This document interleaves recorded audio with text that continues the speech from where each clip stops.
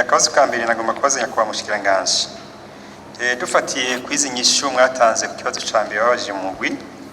aho mwatweretse amadeni yabayo indani mu gihugu canke hanze igihugu gifise. Nagomba ndababaza nyakubahwa nk'umuhinga. Mbega aya madeni yabayo hanze canke ayindani mu gihugu, mubona ari amadeni aremereye igihugu? Akabazo ka mbere. Akabazo kagira kabiri nako kubabaza uko isubizwa ry'amadeni riko riragenda mufatiye kwa amadeni igihugu gifise ko angana. Nababwiye ko ideni riremereye igihugu ni ritwa twishura ku mwaka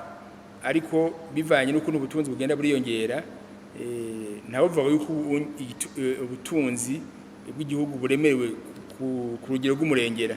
kuko n'ubu twashaka gufata irindi deni. Uvuga ko hariho ibimenyetso ama indicateur ibintu duharura kugira ngo y'utaro cadre de viabilité de la dette tugashira mu madeni tukaraba ubutunzi ne bwifashe n'amadeni igihugu gifise, tugeze tukaraba yuko by'ukuri twovuga ko igihugu gifise ideni ry'umurengera. Twebwe turi mu bihugu bifise ideni ry'umurengera, deni dufise gushika no munsi yacari ideni risanzwe, si ideni ry'umurengera turavye ibiharuro ibindi bihugu bikorerako. Murantunga ndavye uburemere bw'iri tegeko ry'amadeni, mbona ama innovation mwari kuzana ahanini ataraya kandi mbona adakwiye, kuko turavye jewe nka innovation mwari gushira mu itegeko yambe na mbere kukwerekana l'opportunité y'amadeni. Eske mbe hafatwa amadeni akenewe canke abantu bayafata batabanje kugira ivyigo bikomeye? Itegeko yari kwerekana ingene ubunya kugira bafata ideni hazobanza kuyigwa l'opportunité inyungu yayo. Wanashaka ahandi barafata amadeni yishura yo nyene bakagira un projet, iyo projet nyene ikabizozana inyungu yo kwishura iyo deni nyene. Iyo deni nizoje kugatwe k'abanyagihugu kandi rishobora kwishura ryo nyene. Ikindi naco nagomba kuvuga nyene mu innovation, nta ma innovation mwazanye ya suivi ya gestion ya amadeti bimwe biboneka.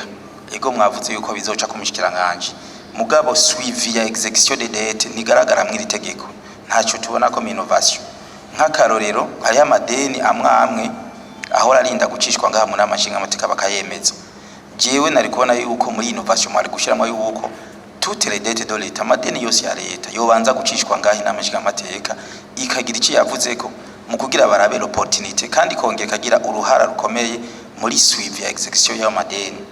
Ikindi naco ca gatatu cerekana nyene ko ata innovation mbonamo. Itegeko nk'iri rigera ibintu nk'ibi inya ritagiramwo ama sanction, none abazobigera nabi bazohanwa gute? Nta sanction nimwe irimo. Ibi rero twaba bigaragara yuko amadeni aho ragira une mauvaise gestion rifari kumushiramwo ama sanction y'abazo kwivyifata munazo yagera nabi. Ivyo vyose bikagira ahantu bigaragaramo. Ikindi nagomba kumera nk'ubaza mwavuze ico bita le plafond de dette. Mbi plafond de dette ni igihugu kiyishiriraho, ni ibintu mpuzamakungu, ni ibiki nariko ndarujwanya ivyo honorable Sukuru yavuze. Mbe ni kuki igihugu kitashobora kigafata amadeni mazima akwiye ashobora kugira imigambi ikomeye cyane yo kubaka les infrastructures zikomeye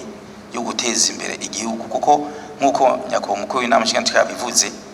umugabo atezwe imbere n'ideni, n'abadandaza bose by'abatera imbere kubera ideni, n'igihugu gitera imbere kubera ideni. Kubera iki mbona hariho plafond de dette? Ni Burundi ni igihugu cishiriraho cyane ni mpuzamakungu. Innovation ahubwo zirimwo ama innovation ari muri iri tegeko nyene, ibi mwavuze nivyo birimwo byo gukurikirana amadeni, byo kwiga opportunité, kuraba efficacité, byose biri muri iri tegeko, nicyo ryaje guhinyanyura.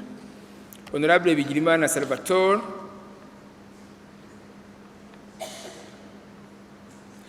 amako ideni riza mu Marundi oya, ideni riba riri mu Marundi twarifashe mu gihugu hagati, ariko turifashe hanze riza riri mu mafaranga mvamakungu. Ayo mafaranga mvamakungu rero niho tubakoresha ibintu tugura hanze. Yuko twofata ideni riboneka bivana n'ubushobozi n'ubutunzi igihugu gifise. Honorable Bizumuremyi, yuko twokubaka isoko ya Bujumbura dusabye ideni aho gukoresha aba privé, ahubwo intumbero nziza nuko dushiramwo abikorera ivyabo,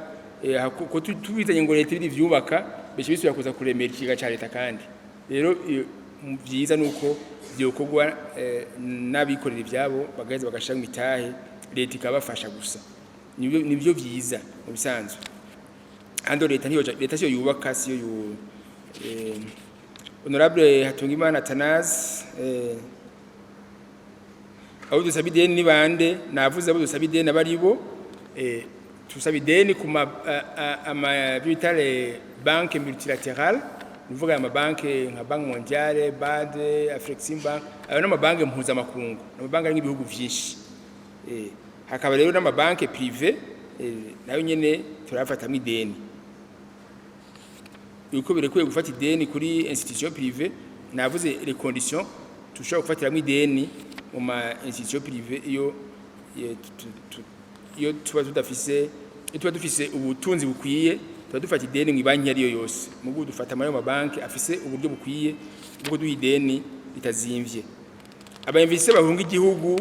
nibaza ko mumaze kuba intumbero ya leta yuko ubu muri iyo minsi je ntabwo numva bahunga igihugu ahubwo abo mbona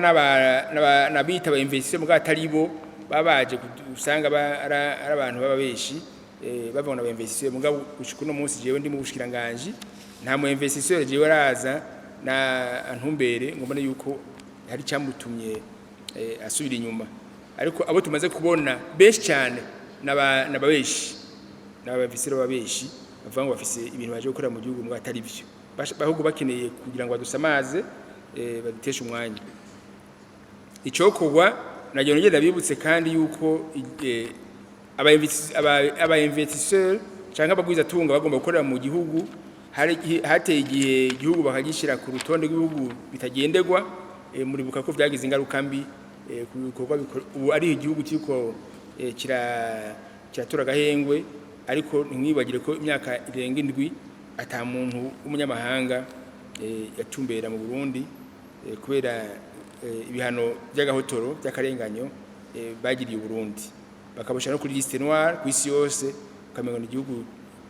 cyakiriye umukenge Honorable Marayika Pamphile stratégie de gestion de la dette ukuri ki stratégie yatevye stratégie ntiyatevye yaje hageze ubunyene novuga ko ariho hari hageze uko kimwe ni observation nagomba kuvuga yuko naho baduhaye ibiharuro hariho akantu kabuze jewe nari kunezerwa cyane iyo bajaho dola nuko bisaba kumbure kurondera cyane bakatwereka mu ncambake amafaranga leta iheze ikariha ku mwaka kugira tubone aya ingene aremera ikigega ca leta ku mwaka kubera kuko bimwe mbere hari naho usanga biza ku kwezi nk'ibi vyerekeye amadeni yafashwe n'amashirahamwe simbize nce mvuga kuri ibi vy'amadeni yabaye retrocede kuri Regideso Onatere na STNB ibi ni bisata bisanzwe birimwo ibibazo bikomeye cyane tubona yuko naho bafashe amadeni menshi harimo ikibazo cerekeye efficacité kuko uravye nka Regideso ibibazo biriyo Onatere bafashe ideni ryo kugira ngo baronke ivyerekeye internet vyoba vyisumbuye gusumba ivyo dufise ubu na STNB mu vyerekeye televiziyo numerique uwo mugambi nawo nyene uracari anko twagomba tumubaze we nyene aravye yiyumvira yuko aya madeni nahagenda afise efficacité imeze gute muri ivyo bisata canke tumubaze tuti iri tegeko rizomufasha gukurikira neza ivyerekeye umusaruro efficacité y'aya madeni aja muri ivyo bisata ica kabiri kijanye n'aya mashirahamwe atandukanye dusanga ku rupapuro rwa 5 yafashe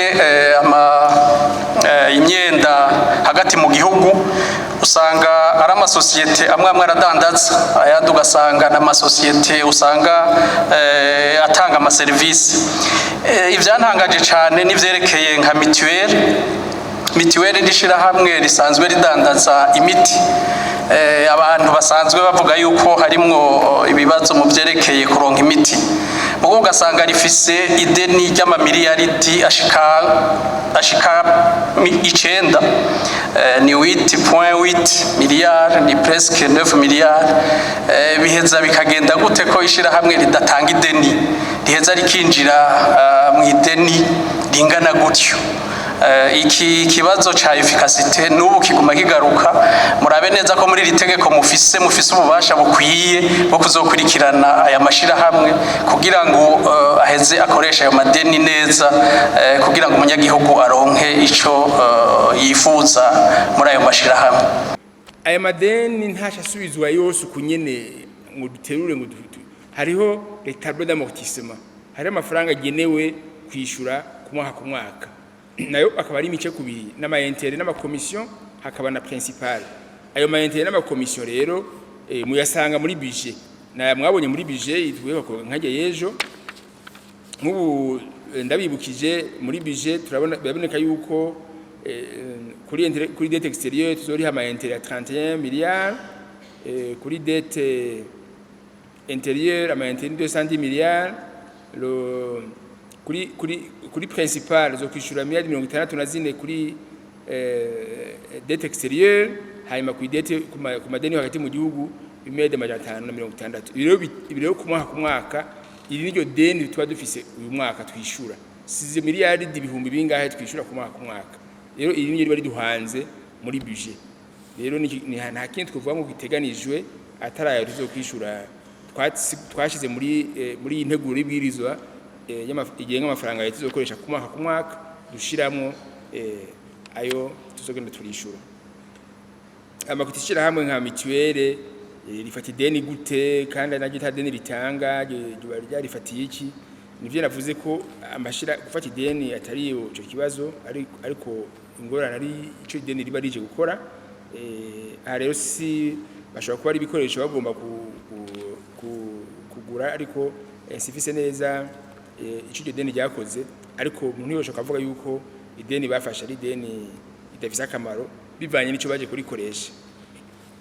mu gihe ideni itariko rirahomba ideni rero